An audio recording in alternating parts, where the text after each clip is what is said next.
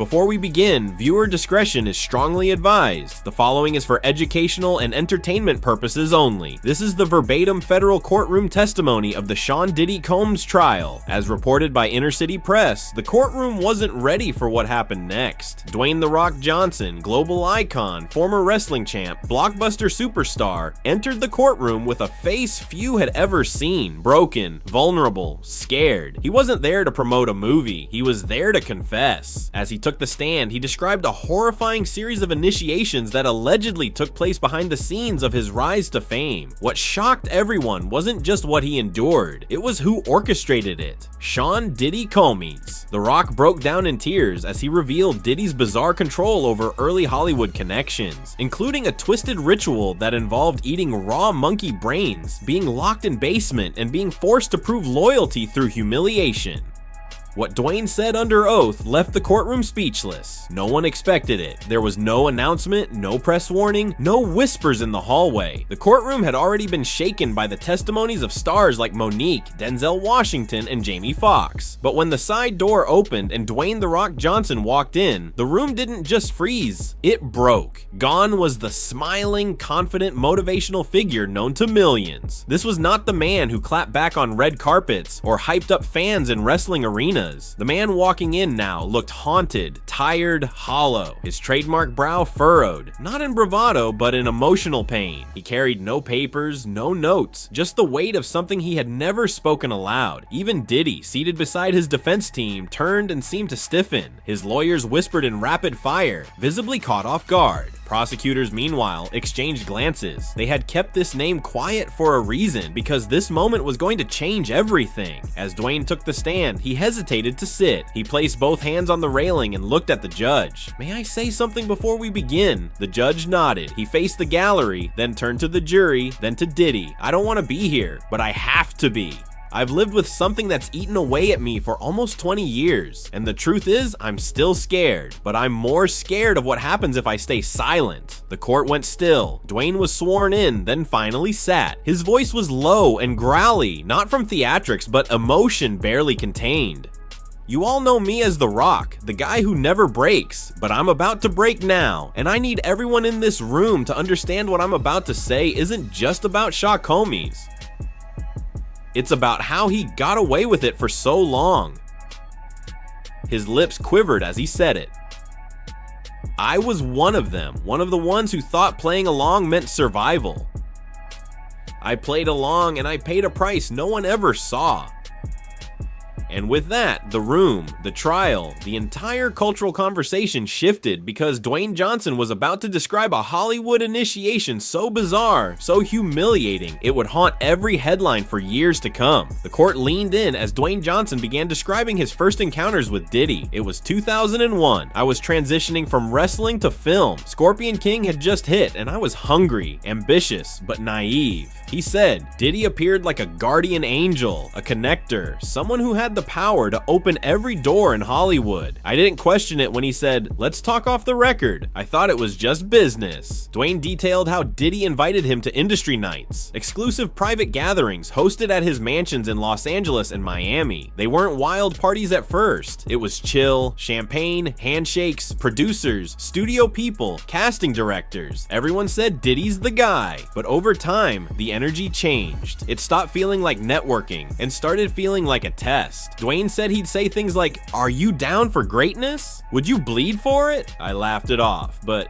his face didn't move. Then came the favors. Diddy would ask Dwayne to show up to parties at odd hours. Once he was told to arrive at a house in Bear at 2:13 a.m., he said that was when real decisions get made. Johnson showed up and was the only one there for over an hour until a group of silent guests arrived in black suits, and no conversation was allowed. It was like a cult waiting for their leader. When Diddy entered, he allegedly turned down the lights and played audio through hidden speakers. It was Diddy's voice on loop asking, "Are you worthy? Are you ready? Would you eat what I feed you?" I thought it was art, Dwayne told the court. Some twisted, creative, motivational thing. I kept telling myself, It's just showbiz. These guys are eccentric. But deep down, I felt my gut screaming. Something is wrong. Then came the first test. Diddy asked Dwayne to meet him alone at an undisclosed location outside LA. I wanted to say no, but my publicist said this could be the meeting that changes your life. Dwayne looked straight at the jury. Turns out he was right. It changed everything. Just not how I thought. The moment Dwayne Johnson uttered the words monkey brains, the courtroom's energy shifted from stunned to horrified. He took a long pause before speaking. This is the part I've never said out loud. Not to my wife, not to my friends, not even to my therapist. He described being driven blindfolded to a private residence on the outskirts of Los Angeles. I asked the driver where we were. He didn't answer. He just turned up the music. When they arrived, he was escorted by two men into a dark candlelit room where the walls were draped in black cloth. The only light came from floor-level lanterns glowing red. Seated around a low table were 5 men in suits, all silent. And at the head of the table, Diddy, laughing, calm, holding a crystal goblet filled with something Dwayne said looked like oil. Then came the tray. It was brought out by a man in a white robe. They didn't announce it, just placed it in front of me and uncovered it. It was a steel plate. On it were pieces of raw monkey brain, still steaming. No seasoning, just tissue, wet, trembling. Dwayne looked down, voice breaking. Diddy said, "Everyone who's made it ate. Everyone who didn't vanished." Then he told the men to look at me. Said,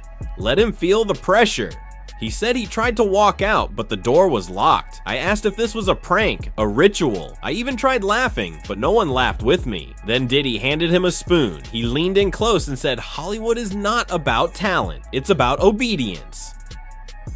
At this point, Dwayne began to cry on the stand. I was scared, I was humiliated, and I was alone. With shaking hands, he lifted the spoon to his mouth and bit down. I don't remember the taste, I just remember the sound, the room laughing, the chewing, and then silence. He sat at that table for 30 minutes while they watched him finish the ritual. When it was over, Diddy reportedly stood up and clapped. "Welcome to level 2, he said. Dwayne looked at the jury again. I walked out of there feeling like a part of me had died. Not because of what I ate, but because of what I gave up to eat it. The courtroom was silent because this wasn't just a story of abuse. It was a man revealing how far people are pushed when silence is the price of success. Dwayne Johnson's voice became steadier as he explained what came after the disturbing ritual. He described what he now recognized as psychological conditioning, meant not just to humiliate him, but to strip away his autonomy and reconstruct him into someone dependent on the approval of those in control. They started treating me differently, not better, just like I was one of them now, but at the same time, they needed to test that I'd stay quiet, that I'd obey. He recalled being invited to what he thought was a business retreat in a secluded desert estate, but when he arrived, he found no agents, no studio executives, only a handful of other entertainers, some early in their careers, some already prominent, all seemingly uncomfortable. Dwayne said they were placed in isolated rooms with no windows. Phones were taken. Music blared on a loop for hours. The only food came at unpredictable intervals, and they were given instructions to memorize strange scripts, chant affirmations about surrendering to the higher power of success, and to speak only when addressed. I thought it was performance training, maybe some eccentric workshop, but then it clicked. It was about submission. They wanted us to confuse fear with loyalty, confuse pain with progress. He paused. I didn't speak up because I thought maybe I was crazy, that if I told someone, they'd say I was overthinking it, but it wasn't just happening to me. We'd see each other in the hallway and give this look like we were trapped in the same unspoken nightmare. Dwayne explained that after this experience, he noticed himself losing sleep, feeling paranoid, doubting who he was. It wasn't just about acting anymore. It felt like he was being conditioned, repurposed as a product molded by silent hands behind the curtain. They didn't need chains, just silence, confusion, and control. Dwayne Johnson then described what he referred to as the machine behind the curtain. According to his testimony, after participating in what he called the obedience trials, he was suddenly flooded with opportunities, but they came with strings. I started getting offers out of nowhere, films I wasn't even supposed to be considered for. People told me Diddy vouched for you. I didn't ask why, I was just grateful. He recalled one meeting with a major studio head. They didn't talk about my talent. They said, "We hear you're someone who plays the game." That's all that mattered. When Dwayne questioned certain contract terms or requested changes. He was often warned that his options could vanish if he didn't stay on good terms with certain people. I realized these weren't offers, they were assignments. He said Diddy held influence far beyond music. He wasn't just a producer, he had investments, relationships, stakes in companies, favors owed, and the unspoken rule was if he wanted you blacklisted, it happened. Dwayne said he once declined an invite to an after-hours gathering, and the following week his agent called to say a major studio pulled his name from a project at the last minute. That's when I knew silence wasn't just expected, it was mandatory. Even the people around him were cautious. My managers, my lawyers, they all knew where the lines were. Nobody wanted to speak his name unless it was with praise.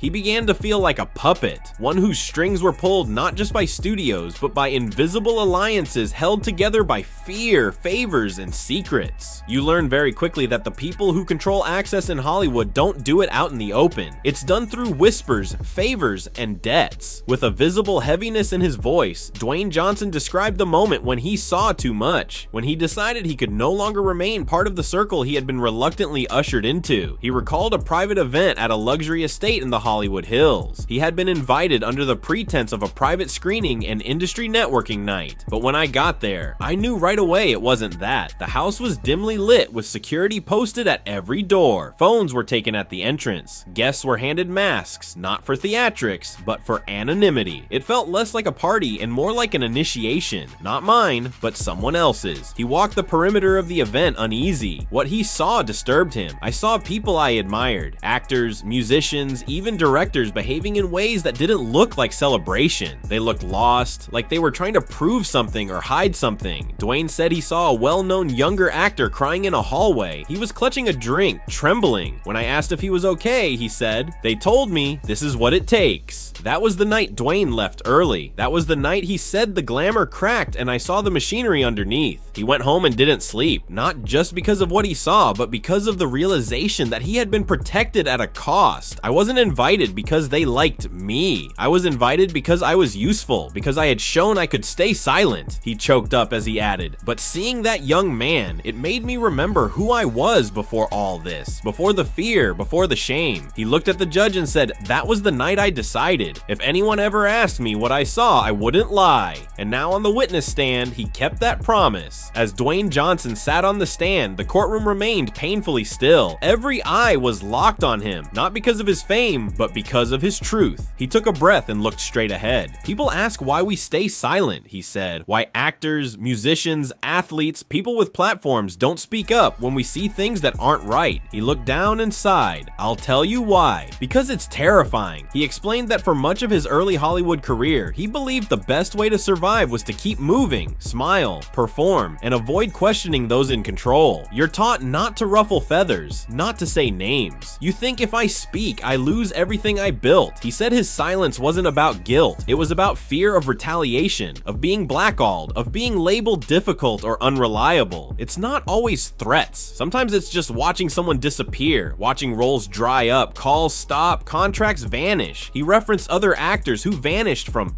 the spotlight after walking away from the inner circle. He said they weren't crazy or unstable. They were tired of pretending, tired of being owned. Dwayne described the internal cost of keeping secrets. He said it made him anxious, isolated, unsure of who to trust. You feel like you're part of something you never signed up for, but leaving means burning bridges no one else will ever rebuild for you. He paused again, voice cracking slightly, and worst of all, you start to question whether you were complicit just by surviving. He nodded toward Cassie Ventura's legal team and added, "Seeing her come forward, that changed everything. It reminded me that silence protects the wrong people."